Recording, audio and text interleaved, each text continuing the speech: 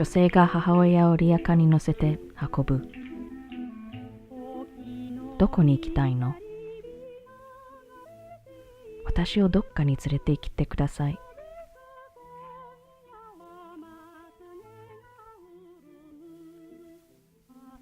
古い駅や水田を見に行ったり、あなたの家に連れて行ってください。そこでお茶を飲んだり、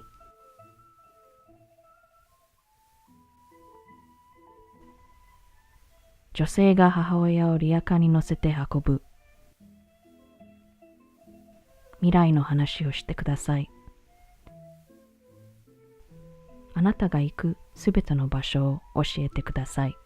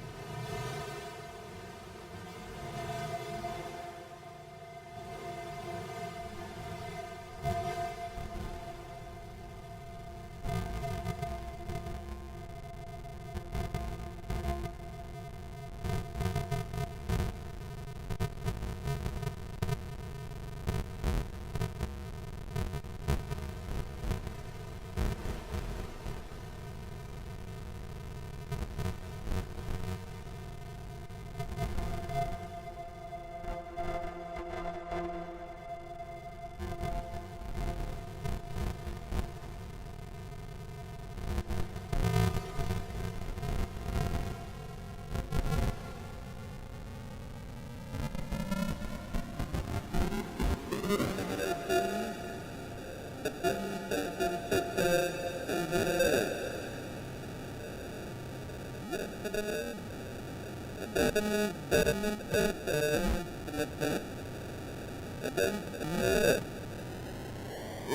night, Japanese forces attacked Hong Kong. Last night, Japanese forces attacked Guam. Last night, Japanese forces attacked the Philippine Islands. Last night, the Japanese attacked Wake Island. And this morning, the Japanese attacked Midway Island. Japan has therefore undertaken a surprise offensive extending throughout the Pacific area. The facts of yesterday and today speak for themselves. The people of the United States have already formed their opinions and well understand the implications to the very life and safety of our nation. As Commander-in-Chief of the Army and Navy, I have directed that all measures be taken for our defense, but always will our whole nation remember the character of the onslaught against us.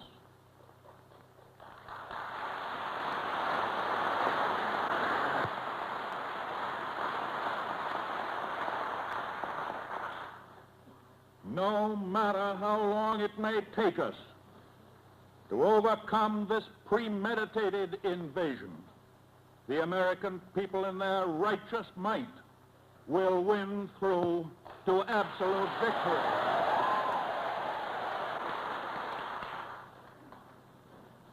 I believe that I interpret the will of the Congress and of the people when I assert that we will not only defend ourselves to the uttermost, but will make it very certain that this form of treachery shall never again endanger us.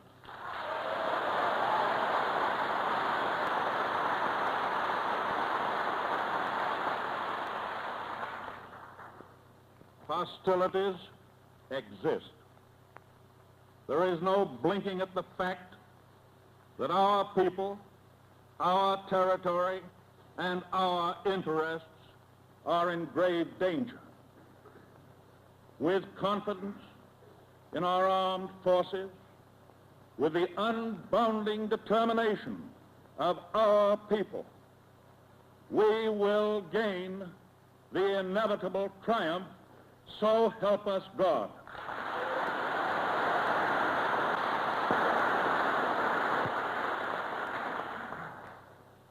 I ask that the Congress declare that since the unprovoked and dastardly attack by Japan on Sunday, December 7th, 1941, a state of war has existed between the United States and the Japanese Empire.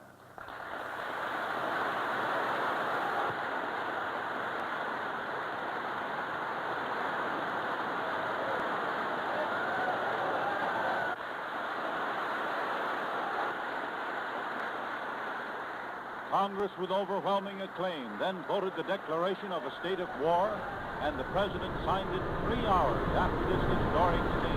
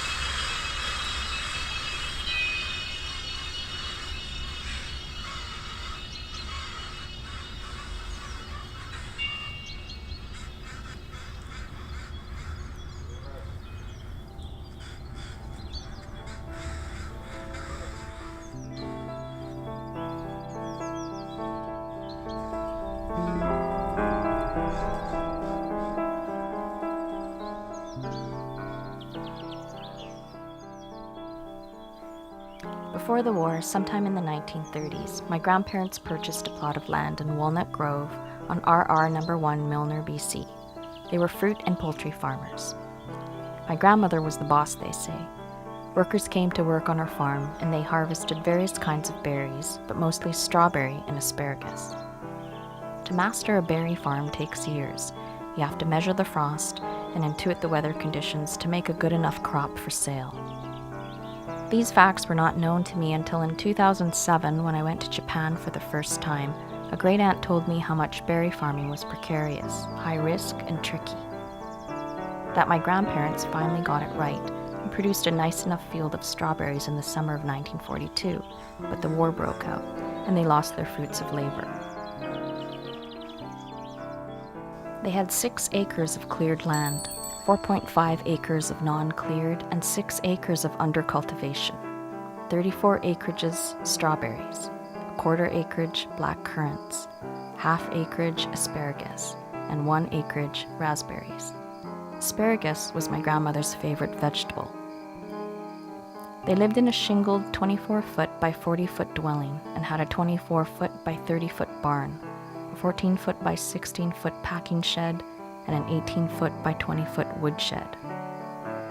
Inside the dwelling was 1 range and heater, lounge, 4 beds, dresser, kitchen utensils, gramophone and records, a new Singer sewing machine, an old Singer sewing machine.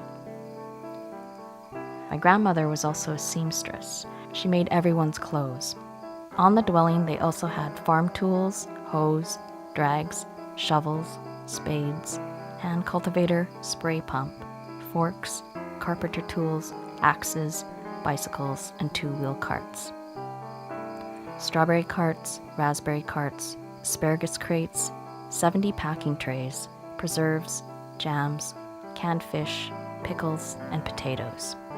This is the list of items that were confiscated from 1942, signed by my grandmother. In 2008, I went to look at the site to which the farm could have been at, and all I could find was condominiums, but we could still hear the creek nearby.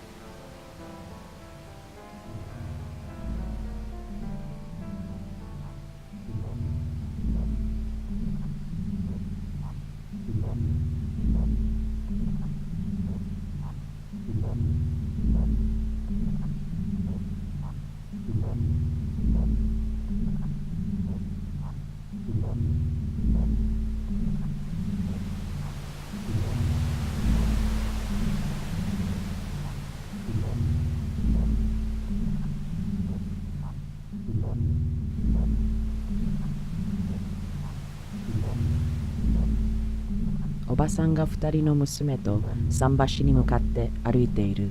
行ってらっしゃい、行ってらっしゃい。一人ずつ呼び戻してください。2人の娘たちは自信を持って海を眺めている。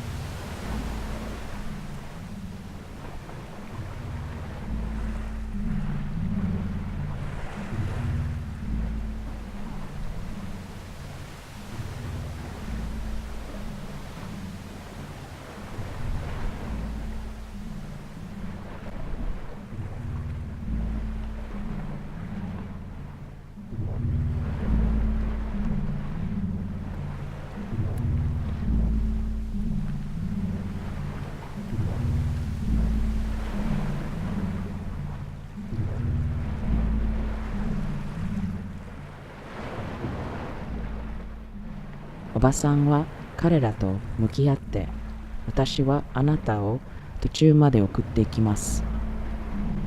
彼女は娘たちと一緒にゆっくりと橋を渡る。遠いおばあが6人の子供のうちの2人を連れて行くための料金の停波を提案しました。しかし、後ろを振り向いたら石になりますというのがおばあからの忠告でした。それではここでお別れします。いい子で言っててくださいね。また会いましょう。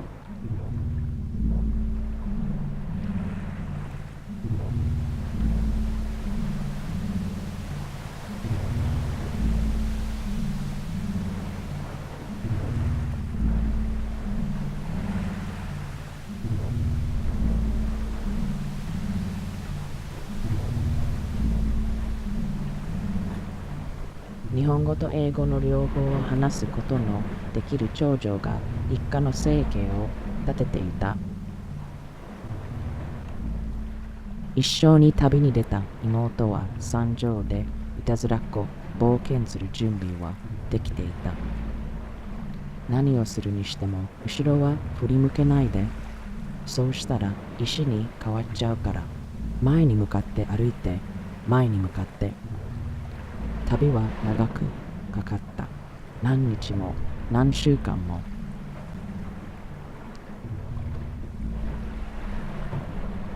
いつらかおじいさんの声が後ろから聞こえてきた。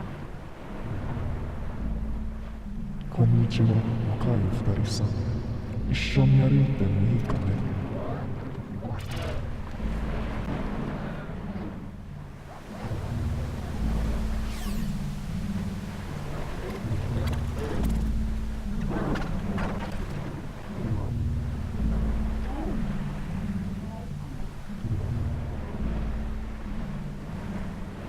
娘たちは早く歩き出し、後ろは振り向かないようにした。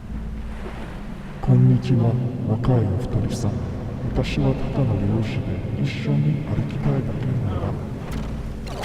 若い方の娘が後ろを振り向いたら石になってしまうのと伝えた。姉が妹に余計なことは言わないようにと沈めた。ああ、それだったら、あなたたち、お腹が空いていないか。美味しい焼き酒が僕の弁当箱にあるよ。漁師の懐かしい焼きだよ。食べてみないか。若い方の娘は立ち止まった。長い間歩いていてお腹が空いていた。姉が妹に止まらず歩き続けるように説得した。ああ、それだったら、母さんやお父さんが戻ってきちゃうかもしれない。甘い昔の音楽を聴きたいか。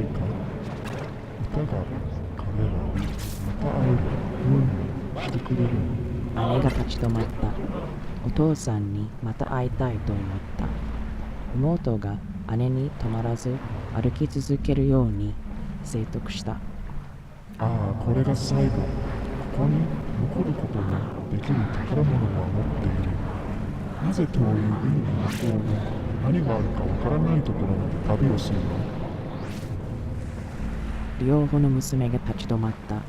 何があるかわからない。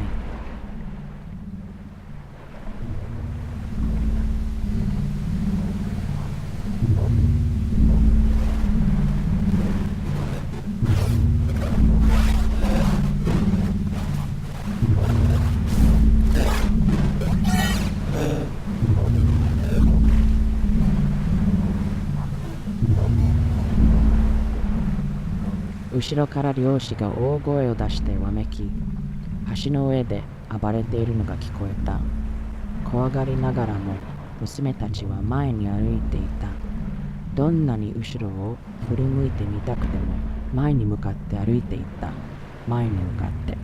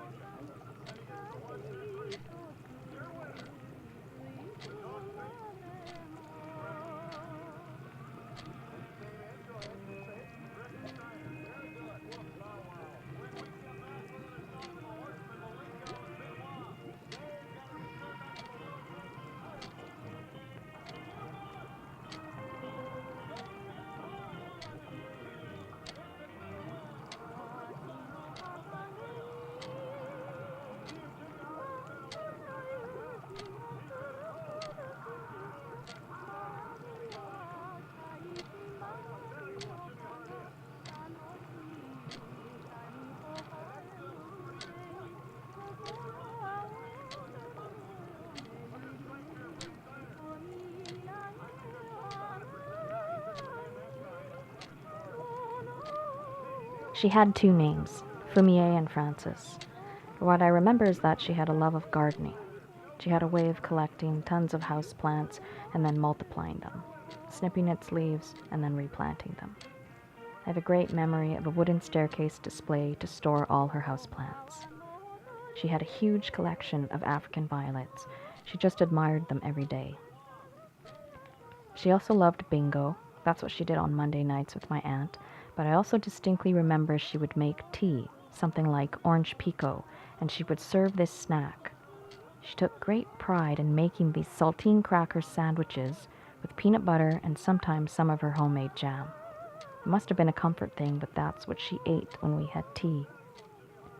She took comfort in watching WWF wrestling. I remember her being quite old, maybe in her 80s.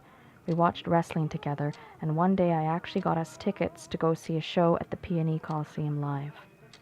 And here we were at a wrestling match, and I remember she leaned over at me and said to me, "Cindy, this is not real. Do you know that? This is not real." I always knew her to not speak a word of English until one day at a supermarket she turned to the woman who was bagging the groceries and asked her for something in English. It was her choice that from whatever point on she would only speak Japanese, though she wrote all her recipes in English.